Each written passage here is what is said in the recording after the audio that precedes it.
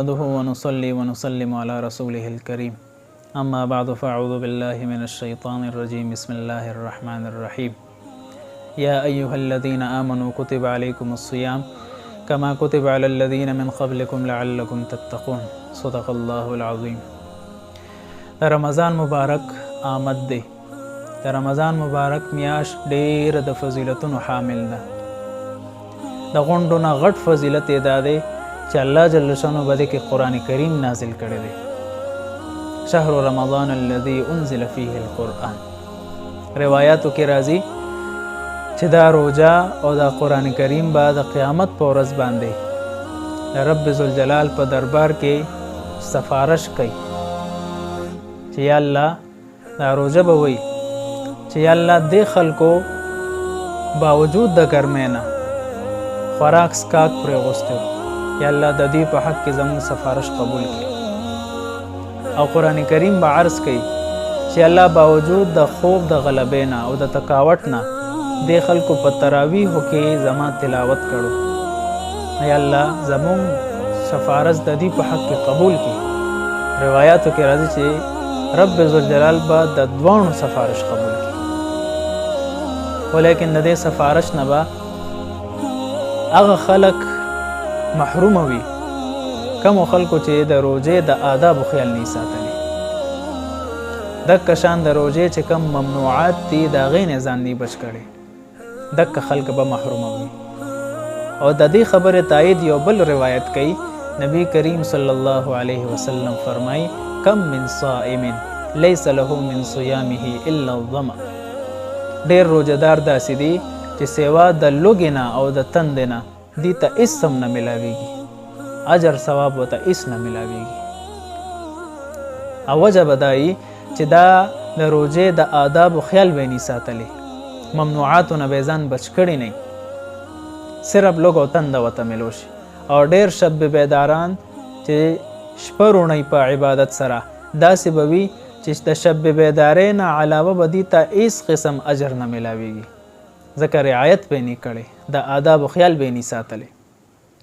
نو زما محترمو، الله جل شانه دا د رمضان روژې په موږ او تاسو فرض کړي دي. دا په مخکینی امتونو باندې هم فرض وي، خو د فرضیت دپاره رب ذوالجلال فایده هم بیانه کړې ده، چونکې انسان ډېر حریص دی په هر څیز کې خپله فایده لټوي. نو فایده هم بیان کړې ده چې تاسو روژې نیسئ لعلکم تتقون، لپاره دی چې تاسو پرهیزګار شئ، تقوادار شئ. نو تقوا څه ته ویل کېږي؟ علماو لیکلي چې په تقوا کې دوه څیزونه ضروري وي. یو یریدل او دویم څیز ځان بچ کول. نو یو انسان د مار نه یریږي ځکه ځان د هغه نه بچ کوي، یو انسان د اور نه یریږي ځکه ځان د اور نه بچ کوي.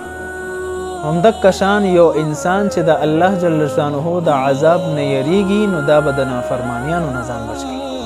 نو معلومه دا شوه چې تقوا دې ته وایي چې د الله د یرې د وجې نه د الله د نافرمانیانو نه ځان بچ کول چې د تقوا وایي. بیا د دې تقوا بنیادی دوه اسباب علماو بیان کړي دي، قرآن کریم کې ذکر دي. یا ایها الذین آمنوا اتقوا الله وکونوا مع الصادقین. اے ایمان والو تاسو د الله نه ویریږئ او تاسو د نیکو خلکو صحبت اختیار کړئ. نو د نیکو خلکو صحبت اختیارول دا د هغوی هم مثل انسان جوړوي. مفسرین د دې آیات په تفسیر کې فرمایي خالطوهم لتکون مثلهم، چې د هغوی نیکو خلکو سره صحبت اختیار کړئ چې تاسو هم د هغوی په مثل شئ. نو د نیکو خلکو صحبت اختیارول دا د تقوا د زیادت دلیل دی او سبب دی. دویم قرآن کریم کې چې سبب ذکر دی هغه روژه نیول دي، چې تاسو روژې نیسئ الله جل شانه به تاسو پرهیزګاره کړي، تقواداره به شئ. نو کم انسان چې د اولیاء صحبت هم اختیار کړي او بیا روژې هم ونیسي نو الله جل شانه به دې ته تقوا ضرور نصیب کوي. د دې وجې نه علما فرمایي چې دا روژه دا نعمت زمانی دی، یعنی دا داسې زمانه ده چې په دې کې انسان ته تقوا حاصلیږي، د الله یره حاصلیږي.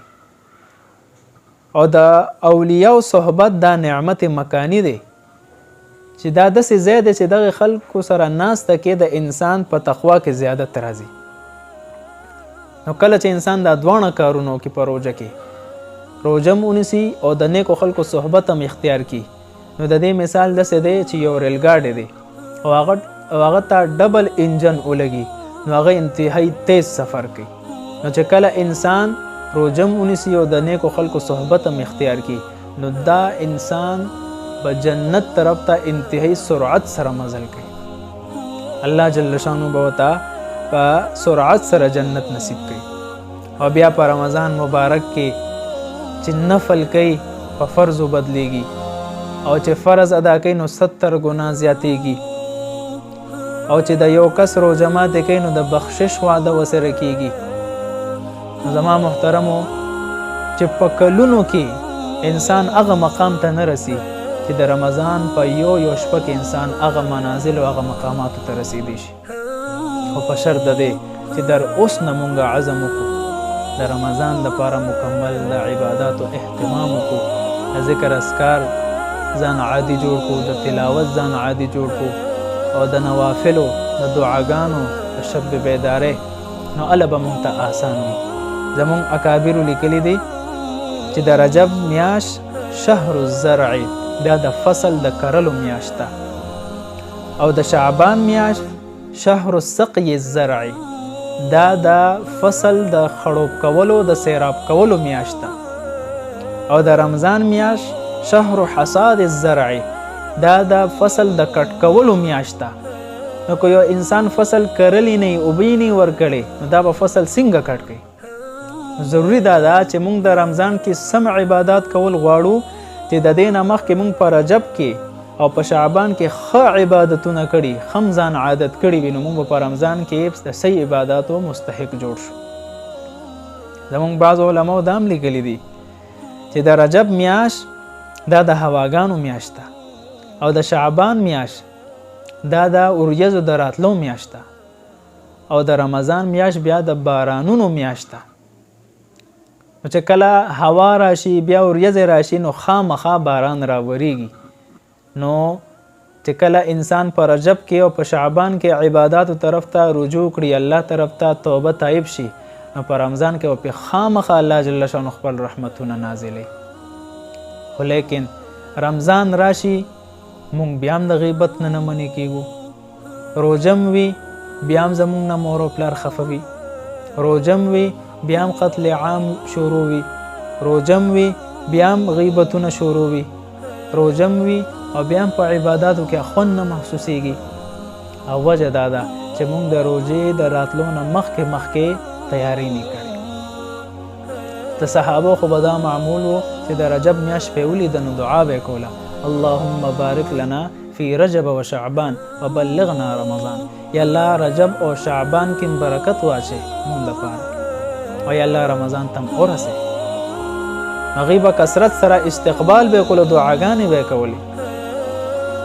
بل طرف ته د صحابو عمل ته چې وګورو، حضرت عمر ابن خطاب رضی الله عنه او عبدالله ابن مسعود رضی الله عنه د شعبان په 15مه شپه باندې به چې کله دعا کوله نو فرمایل به چې یا الله کو چېرته زمونږ نوم د نیکبختو په لیست کې لیکل شوی وي نو فثبتنا یا الله برقرار یې وساتي، او که نه د نیکبختو په لیست کې نه نو یا الله فکتبنا سعداء د نیکبختو په لیست کې ولیکي،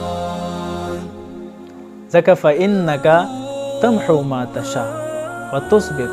یا الله ته چې څه غواړې برقرار یې ساتلی شي او څه چې وغواړې میټولی شي. وعندک الکتاب، او کتاب تا سره دی یا الله، تقدیر ستا په دست قدرت کې دی، قلم ستا په لاس کې دی یا الله. نو موږ د نیکانو خلکو په مجلس کې او د هغوی په لیست کې ولیکي. نو صحابو خو به دا عمل و. د دې وجې نه زموږ بعضو اکابر لکه ابوالحسن خرقانی رحمه الله یو ځل په جوش کې رالو او ویل چې یا الله ته ګواه اوسې، 73 سال عمر دی زما، او په دې عمر کې مې یو پیره هم ستانه علاوه د چا محبت زما زړه ته نه دی راغلی. دا خبرې خو په خوله آسانې دي، اورېدل هم آسان دي خو لیکن مونږه د یو منټ دپاره هم دا دعوه نشو کولی چې یا الله یو منټ دپاره مونږ د بل چا محبت زړه ته نه دی رادننه کړی دا نشو ویلی مونږ او وجه دا ده د ګناهونو په دریاب کې دومره ډوب پراته یو د نافرمانیانو په دریاب کې دومره غرق پراته یو چې مونږ نه خپل د پیدایش هغه حقیقت هم هیر دی مونږ نه خپل مقصد هم هیر دی نو بهی انشاءالله زه عزم کوم او تاسو ته هم به طور دعوت دا خبره در رسول غواړم چې تاسو هم رمضان رانږدې دی ښه عباداتو طرف ته عزم او اراده وکړئ الله جل شانه دی د عمل کولو توفیق را نصیب کړي واخر دعوانا ان الحمد لله رب العالمين